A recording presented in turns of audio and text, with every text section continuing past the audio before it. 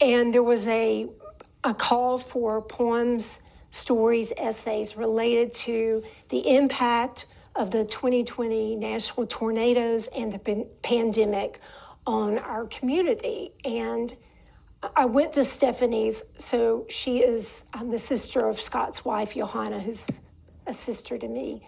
And so I went the week after the tornado. I listened to what she said. I actually captured some videos. I took videos and pictures of everything around her East Nashville home. And I wanted to write something for her. And then the contest, this call for entries, kind of stepped that up. But I carried those images and words. You know, I embodied it and carried it around with me until, 30 days before I needed to submit it. And this is what became of it. And I will say, because it looks on the page like a tornado. And I'll also let you know that it refers to the words want and want. So W-O-N-T and W-A-N-T. And later in the poem, the word raised is used, R-A-Z-E-D, and it's paired with the word R-A-I-S-E. Reclamations, the Book of Stefanie. I was just fine as apocryphal text, wedged between want and want, amidst old and a sense of what's next, not anew. Violent spin of EF3, twist of bonus room to nightmare, bedroom addition collapsed on my son. Despite the riddle of bricks, his frame and muscles okay, psychotherapy not indicated yet. These are the days of uproot. March 2020 tart blue. I navigate live wires in upright oaks. Psychological shocks, not so much. And what of the blind dog that I was mindful of him? Poor old man, I threw him in the basement to save his life. Small miracle. He didn't have to experience such sudden darkness. After 160 mile an hour winds, we hope for a calmer 2021, filled with scribbles on felt finished pages, hours and double chases, visitors, a little whimsy, a lot of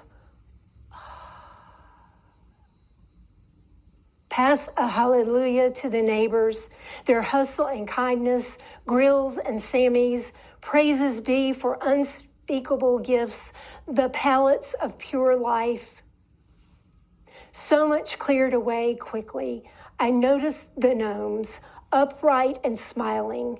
Pink blossoms pop on twigs in the rubble. Cherry tree I'd forgotten. I bundle a bouquet for my sister. She holds me.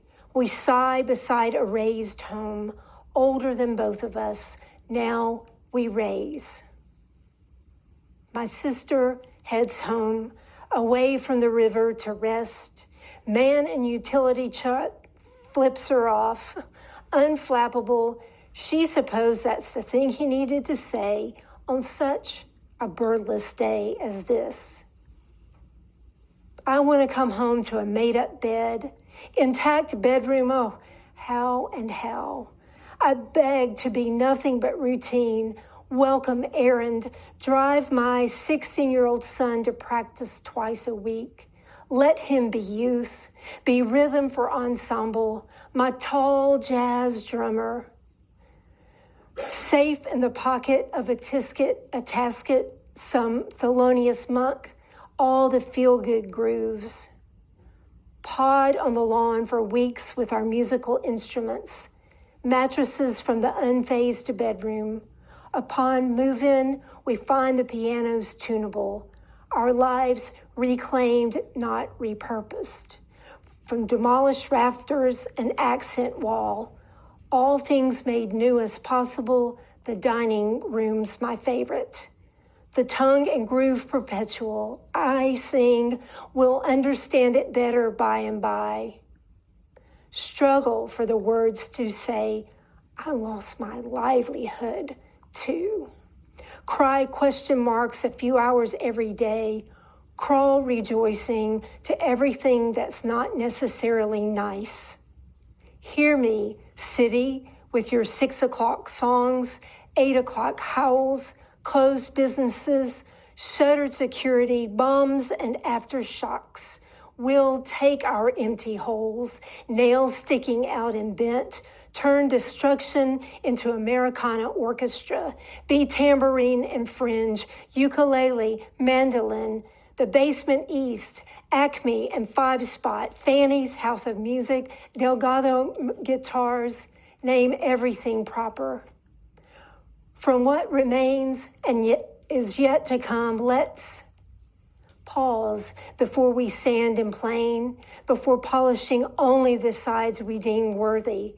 Let's grant grace to withstand discard, solitary doubt, call our wreckage collective, like worn wood collected and as is, call us all of character. So that was for Stefanie.